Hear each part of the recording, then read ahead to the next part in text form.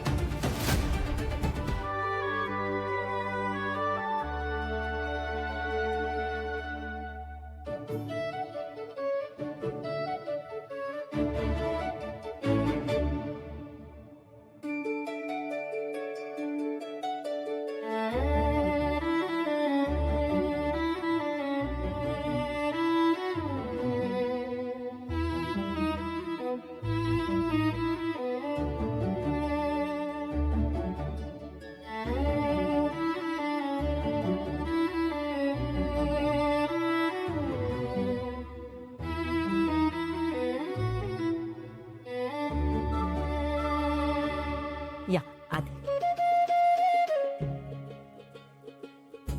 या या, तुमचं स्वागत आहे. हे घ्या थँक्यू. तुला. चला. दादा या. अरे वा सर वा, थँक्यू. या सुलोचना ताई.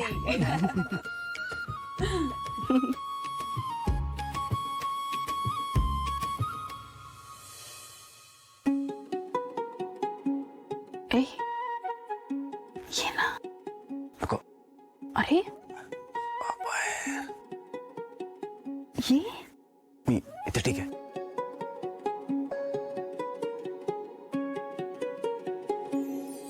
घे. घे ना.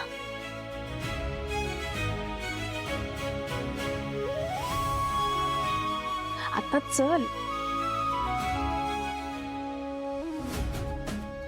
वा वा वा, छान स्वागत केलं तुम्ही आमचं. म्हणजे आम्हाला एकदम आम्ही कोणतरी स्पेशल आहोत असं वाटलंय तुम्हाला. नाही चलो, नाही खूप गुणी मुलगी आहे प्रीती. तुम्ही खूप छान संस्कार केलेत तुमच्या मुलींवर. धन्यवाद.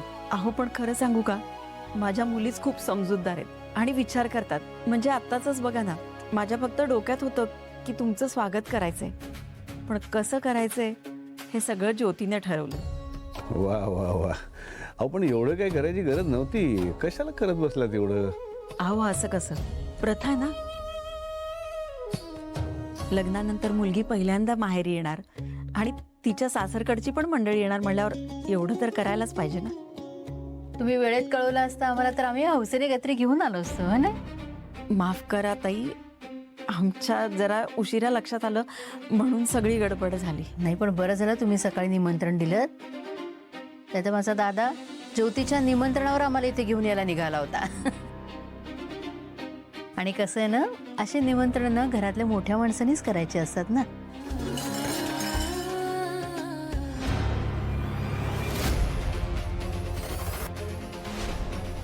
अगं बाई, भातात पाणी कसं काय?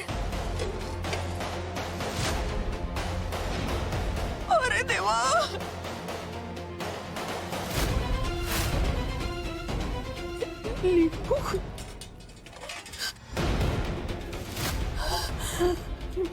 मीठ, एवढं मीठ भाजीत. देवा, हे काय होत बसलं. आणि अरे देवा, मी आणि ज्योतीने पुन्हा सगळा स्वयंपाक केला तरी एवढ्या कमी वेळात कसा होईल. आणि मी काय करू आता, कसं सांगू ज्योतीला. देवा, माझं डोकं चालत नाही. आई, अगं इथे काय करतेस तू? आलेत ना ते, चल. अगं रडतेस का? काय झालं? ज्योती, हा काय? ज्योती, हे बघ. हे बघ काय झालं का ग. देवा, हे बघ. अगं हे आणि हे बघ, हे माझं पाणी. अगं हे सगळं काय झालं? कुणी केलं? माहित नाही ज्योती. अगं हे सगळे आले पण आहेत. मला काही सुचतच नाही. अगं काय करू आई, कसं. आई ऐक, तू माझं आता जरा शांतपणे ऐक. हे बघ, मी तुला जे सांगते ते ऐक. हे बघ, तू ना आता कोणालाही काही सांगू नको बाहेर, आणि शांतपणे जाऊन बाहेर बस. रडू नकोस आणि कोणाला काहीच बोलू नको. मी बघते इथे काय करायचंय. पण एवढं सगळं बनवलेलं.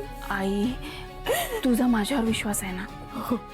सगळं नीट करते मी. तू जा बाहेर, पण कोणाला काही बोलू नकोस. हा, तू जा, काळजी नको करू आई. सगळं करते नीट मी. जा, मी येते.